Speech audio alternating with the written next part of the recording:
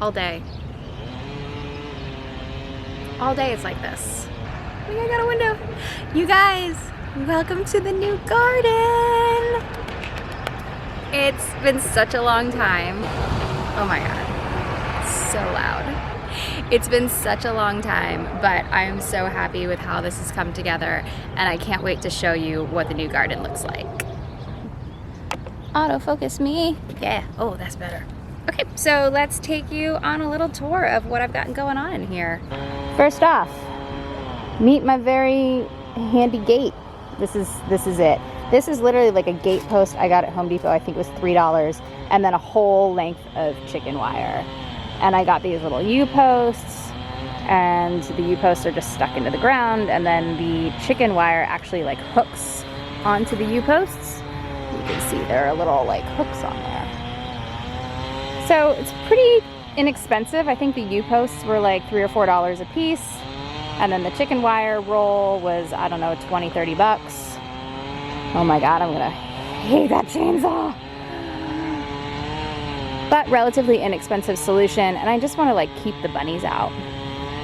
And this is the whole garden in its glory. So my plan is really to tackle this in 2 phases. Our dirt here really sucks, like really sucks. It's just this like heavy compacted clay. So I decided to start in the back with planting, and I put all my soil amendments that way. And then in the front, I've planted this cover crop. And this cover crop, it's about ready to be mown down. And when I mow it down, all the brassicas that are in there, all the leaves are just gonna decompose and like refeed the soil. And then this half is gonna become my fall crops, my pumpkin patch primarily. So I can't wait. It's about time for me to mow this down because it's gonna take a good 4 to 6 weeks to start decomposing into something plantable. And then it'll be time to put pumpkin seeds in the ground. So get going on this soon. All right, let me open my high-tech gate. And then I just gotta stab it in the ground here. And it stays-ish. It keeps the dogs out, so that's the main point, right?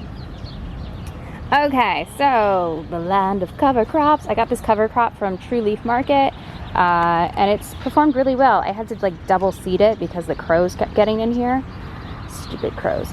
But it's a mix of nitrogen fixing plants. So there's like peas in here, there's radishes, and then there's these brassicas, which that's what this guy is, like, which are basically like broccolis.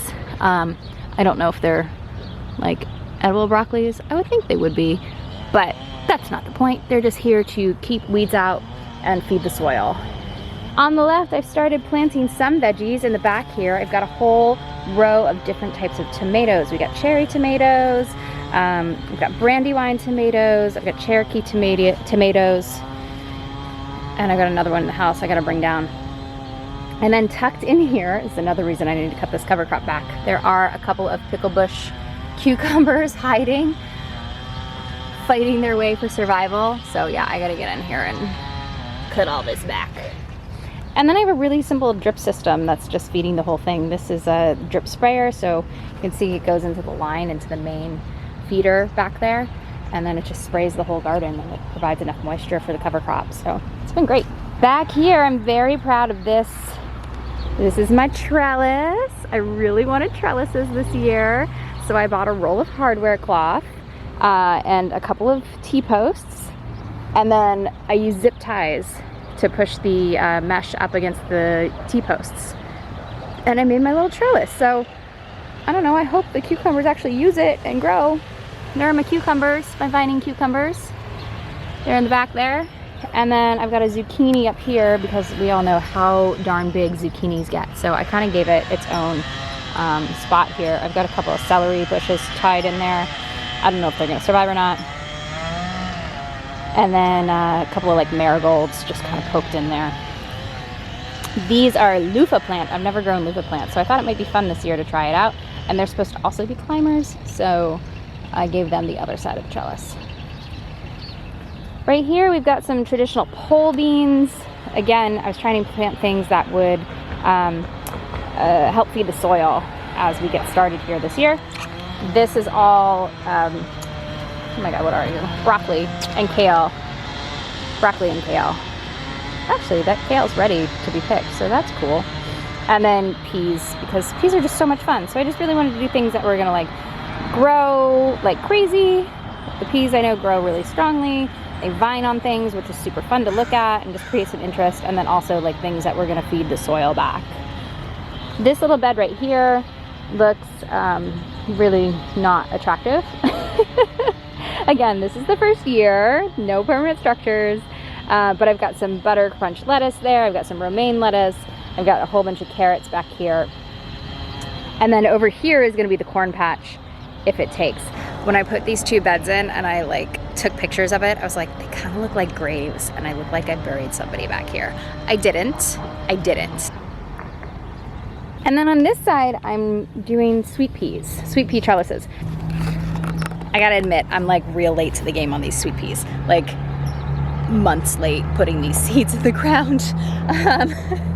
I probably should have started them in the fall, but I just wasn't ready. So I planted a bunch. I started them inside and then I just planted them out last week. So far, most of them are surviving. Not so much thriving yet, but they're surviving. I got all of the seeds from Florette Farms, which I love so, so dearly, and they're just so beautiful.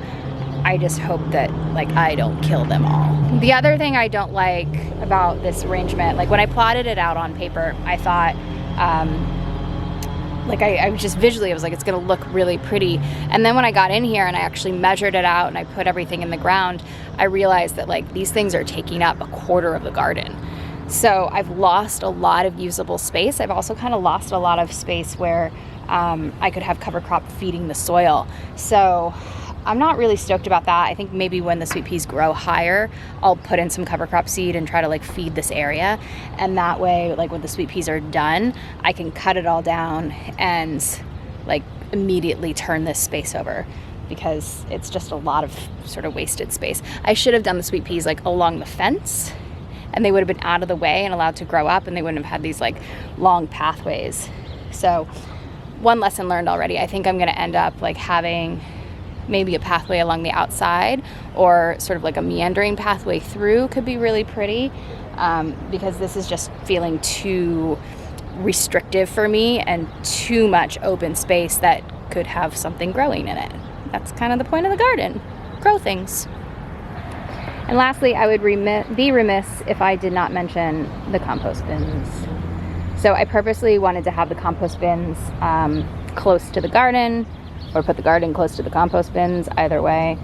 So it's a really good spot for them. I can just pull the compost straight out. I can also tap in water lines because it's so dry here that you have to keep your compost water all the time. So I just put some drip lines in there, and that's enough to keep the compost soil moist. And then I've got an avocado tree over here who's not looking super hot. He's putting out new growth. I just fertilized it for the first time, so I'm hoping maybe that helps with those brown tips. I don't know, I'm not good with avocado trees, but I really want one, so please grow, sir. And this native, I'm not sure what this is. I don't know if it's a lemonade berry bush. I think maybe, but it has got a crazy bee's nest in it. So I just try to stay away from it. And you know, like I'm cool with it having bees living in there because I need bees in my garden. One other thing I want to talk about is my really janky pathway. Yay! So I went with a French bed system, which French beds, you can see like they're dug rather than planted with like wood borders. So I don't know if you can see from that angle here, but there's like trenches that I've dug here. And the middle pathway is a trench all the way down, which was not easy to do because I have really heavy clay soil. So it was a workout getting this trench dug. And then of course, it rained and this entire trench turned into a slip and slide. So that's why I have these wood planks down, and the wood planks are just like giving me some traction, and they're also keeping the weeds down and make a little like plank pathway, which works well. Well, hello. Are you joining us? Hi, buddy. Did you find any lizards today? Did you find them? What's happening, Finn? Hi. Oh, hi, handsome. Oh, the fish. The smushy faces. Ooh, get out of that sunshine. That's real ugly. real ugly. So that's it for the garden tour right now. I've got a bunch of other stuff going on in the yard, and I'm working on the flower patches, which are being a little bit difficult. But I'm really happy with how the veggie garden's coming along, and I can't wait for it to evolve and to show you along the way. So stay tuned, like and subscribe.